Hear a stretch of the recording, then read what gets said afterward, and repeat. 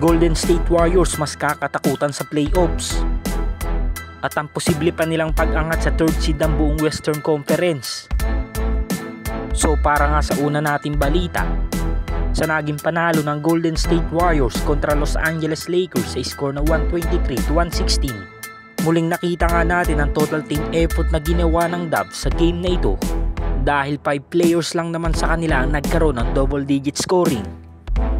At sa pangunguna pa nga din niya ng 2-time MVP na si Stephen Curry na gumawa ng 37 points, 3 rebounds at 6 assists. 28 points, 8 rebounds at 6 assists naman kay Brandon Podziemski. 18 points, 9 rebounds kay Jonathan Kuminga. 11 points kay Jimmy Butler at 13 points naman kay Moses Moody. Habang sa Lakers naman ipinaunahan sila ng 4-time MVP LeBron James na gumawa ng 33 points, 5 rebounds at 9 assists. 31 points, 6 rebounds at 3 assists naman kay Austin Reeves.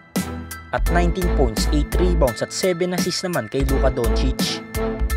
Sa naging game nga nito ay maaga nga naging kontrolado ng Golden State Warriors ang buong first half dahil nga yan sa napakatinding shooting ni Brandon Podziemski at 2-time MVP na si Stephen Curry. At dahil nga dyan ay maaga nga nilang nabao ng Los Angeles Lakers dahil 13 puntos na nga kanilang hinahabol sa pagtatapos ng unang dalawang quarter. Sa third quarter naman ay matindi nga naging duelo ni Steph at LeBron James kung saan ang 4-time MVP nga ay gumawa sa quarter na ito ng 14 points habang 16 points naman sa 2-time MVP.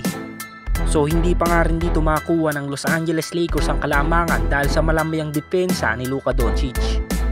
Sa fourth and final quarter, matinding defensive ends nga pinapakita ng Dubs at sagutan pa nga din dito si LeBron at Stephen Curry na ibaba pa nga ng Lakers sa 5 ang kalamangan ng Golden State Warriors.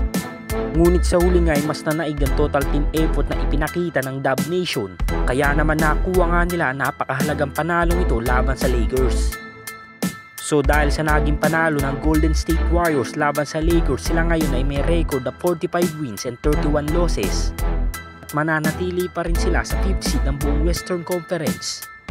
Habang ang Lakers naman ay bumagsak sa 4th seed na may record na 46 wins and 30 losses. At 3 games na nga lang ang hahabulin ng Warriors sa Denver Nuggets upang tuluyan nga silang umangat sa 3rd seed ng West.